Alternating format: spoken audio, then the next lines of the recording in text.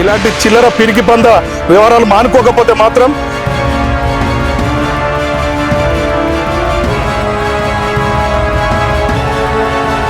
Law and order కు ఎలాంటి ఇబ్బంది కావద్దని మేము ఆగుతున్నాం తప్ప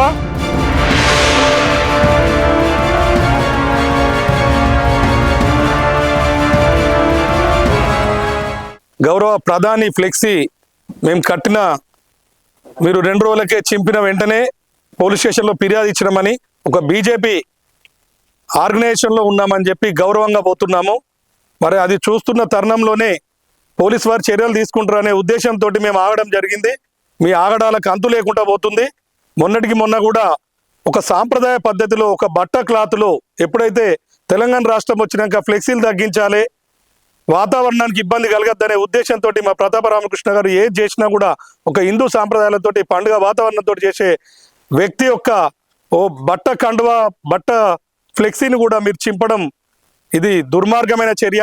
ఖబర్దార్ పిరికి పందెల్లారా, మా ఎదుగుదల ఓర్వలేకనే మీరు ఇలాంటి పిరికి పంద చర్యలు చేస్తున్నారనేది ప్రజలందరికీ అర్థమవుతుంది.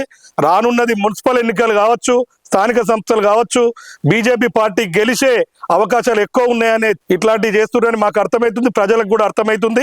ఇలాంటి చిల్లర పిరికి పంద వ్యవహారాలు మానుకోకపోతే మాత్రం బీజేపీ పక్షాన మీకు పెద్ద ఎత్తున మీకు పనిష్మెంట్ ఇవ్వడం జరుగుతుంది. ఖబర్దార్ బిడ్డలారా, మళ్ళొకసారి జరిగితే మాత్రం లా అండ్ ఆర్డర్ కు ఎలాంటి ఇబ్బంది కావద్దని మేము ఆగుతున్నాం తప్ప పెద్ద ఎత్తున మీ మీద చర్యలు తీసుకునే కార్యక్రమం ఉంటుంది. సీసీ కెమెరాల ద్వారా మళ్ళీ ఇవాళ సిఐ గారికి కూడా తెలియజేయడం జరిగింది.